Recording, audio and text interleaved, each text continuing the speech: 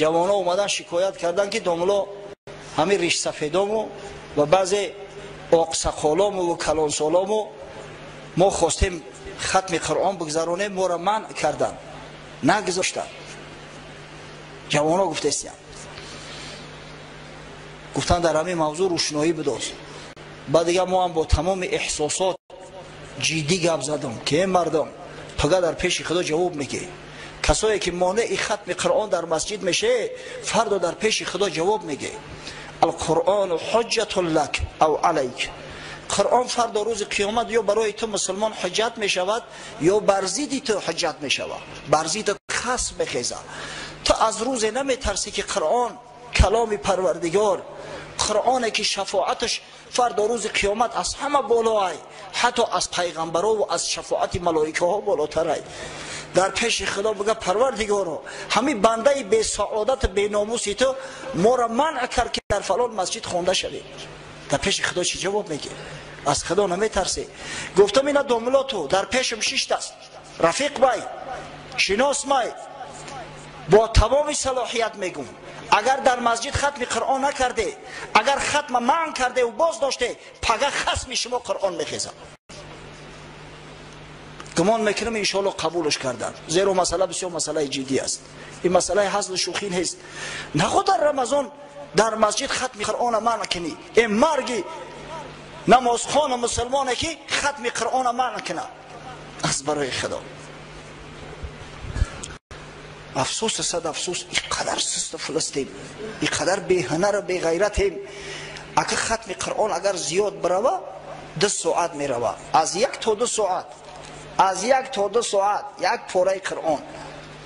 پیامبرت صلی الله علیه و سلم در رمضان ختم قرآن ترک نکرد. هر ماه شریف رمضان 1 بار قرآن در نزد جبرئیل علیه السلام میگذراند. در آخران رمضان حیاتش 2 بار گذراند. صحابه های بزرگوارش ترک نکردن. حتی حضرت عمر امر کرد ابی ابن کعب رضی الله عنه را امام تعیین کرده، مردم گفت مرده 1 پاره قرآن میگذره، هر روز ختم قرآن میکنه. حتی در مسجدایی که جواناش بیشتر بدن حضرت عمر امر کرد که شما 3 ختم قرآن کنه. امروز مسلمانای ما از ختم قرآن میگریزن. سر متراشیدنی رفتم، یک دسته شاگرد سرتراش داریم، نماشونه نمیگیرم، نه که انشالله گمان میکنم که نصیحت شو میشوه. پرسیدم که در کجا خوانده است تراویح؟ گفتن در مسجد پویانگی. مسجد پویانگی در ای علم ترکیف میخونن. ای خدا جان شما رو مست کنه که آخه خیلی اکو ریش سفیدا و موسفیدا بعضیش بهانه میکنن که ما پیریم زورمون نمیرسه. شما را چی درد رسیده است؟ میگم مونده میشیم. بدگهر برای 10 سامانی و 20 سامانی روز تو بگه در پریگبه خیرس که راست مستی بفره نمیشه. یا برای قرآنه که آخی این قرآن به مال و ملک دنیا خریده نمیشه. خدای تعالی در عوض هر حرفش 30 ثوابت میده. 30 ثواب. تو جانت میبره در ختم قرآن اشتراک کنی. ای او روز در مردنت خوب، مادام که راست ایستادن میتونی پدر میکنن، نشسته بخون. همین نشسته ختم قرآن گذروندن از راست ایستاده از علم ترکیف تا ناس خوندن بهتره. برادرو کوشش کنه جوانای عزیز، در کجای ختم قرآن است همو جبری تنبلی نکنه. آخی وقتی که در بالای گلیمای نازنین در این خیل آرامی و آسودگی الحمدلله تمام مسجدها کندیسیونر دارن. اگر مسجد کم بغلتر باشه مثل مسجد ما جوانای با غیرت کم یافت شوند که کندیسیونرش بخرن، لااقل نیتری شمالتیک داره. یا بسیاری مسجدها هست که در صحن نماز میخونن، سلقین است. وقتی که شما از خواندن قرآن که بزرگترین نعمت خدا در دنیا است، در داخل نماز که بزرگترین عبادت است، در بهترین پاکترین مکان که خانه خدا است، تنبلی میکنه خدا نگه بداره. یگون دشمن به دولت حجم کنه و با این مملکت نازنین ما حجم کنه، شما جنگ میکنه. هی سبحان الله، رنگ کلموش باری میگریزی. با یقینه شما میدونه که دولت مستقلی ما دشمن ها داره، گرد اطرافمون احاطه کردین، به سعادت های هستن که هرگز آبادی این ملک نمیخواهن. یکی از سبب های قیمت شدن اشیا شما میدونه چی است؟ راه همون بند میکنن. با تمام راه و وسیله کوشش میکنن که ما آزادی و استقلالیت اقتصادی نداشته باشیم. حقیقتا وضعیت وزنی نه. آخه ما و شما باید شعر ژیان باشیم. از یک ختم قرآن که بگریزیم وای به حال ما. پگه از کجا دفاع از وطن کنیم، دفاع از ملک کنیم، دفاع از استقلالیت میکنیم؟ برای از قرآن نگریزی، از قرآن نگریزی که شرمندگی ای عیب است. باور کنید در ماه شریف رمضان به امر پروردگار شیطان های فتنه‌گر زنجیر پیچ می شوند. حدیث متفق علیه است.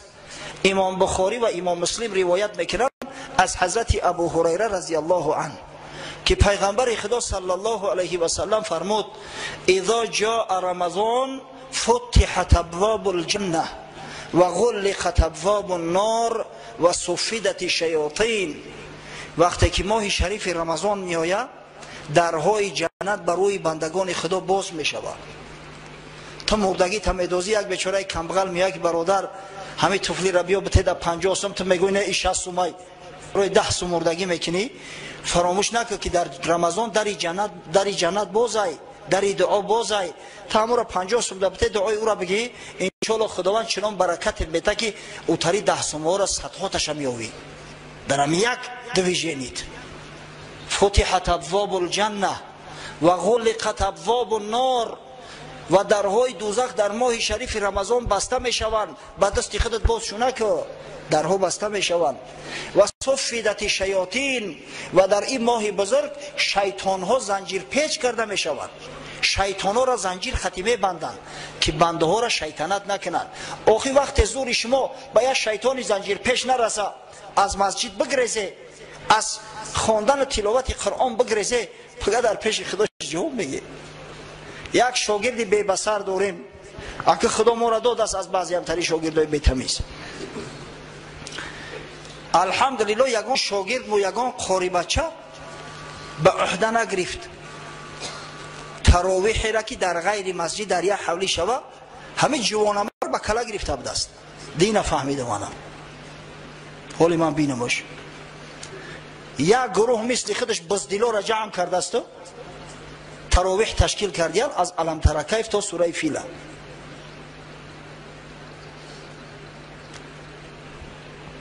همین شخص میگه کلاه شیدنی از همون دمغازش معلومه، همین جوان میشیدنی از ابتداش معلومه.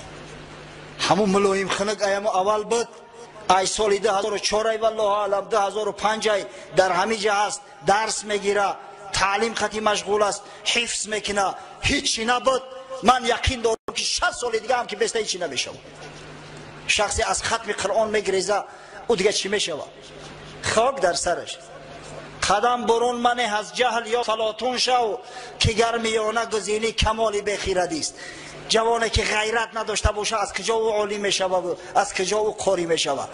خدا با غیور است، با غیرت است، جوان مرد است. پیغمبرش محمد صلی الله علیه و سلم غیور و با غیرت جوان مرد است. غیورا را دوست می‌داره، شجاع را دوست می‌داره. شجاع باشه جوانای عزیز، با غیرت باشه.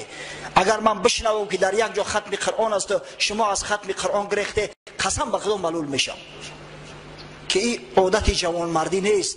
وقتی که زورت به یک شیطانی دست پاش بستگی نمیرسه، او شیطان دست پاش باز باشه میموند، قورت میکنه. حضرت مولوی یک قصه را آورده است، من این را گفته بودم لیکن وابسته به موضوع با میگمش. بذارم بعضی مردمی بی شرم و بی حیا و بی ناموس خجالت داشته باشن، شرم داشته باشن، زیرا میدونم که در نماز شب نیستن در تراویح های ما که ختم قرآن است، اما در نماز جمعه میآیند. انا همو را من میشنوانم. حضرت مولوی میفرماید رفت یک صوفی به لشکر در غزا، ناگهان آمد قطاریق و وغا، ماند صوفی با بنه و خیمه و ضعاف، فارسان راندند تا صف مصاف. یک صوفی پیش مجاهدان میآید، پیش غازی ها میگه مورم جنگ برای آخی در راه خدا جنگ کردن شرفه. بعد شریکش میگیرن صوفی را. یک وقت آواز الله اکبر میبروید، دشمن از پیش میبروید،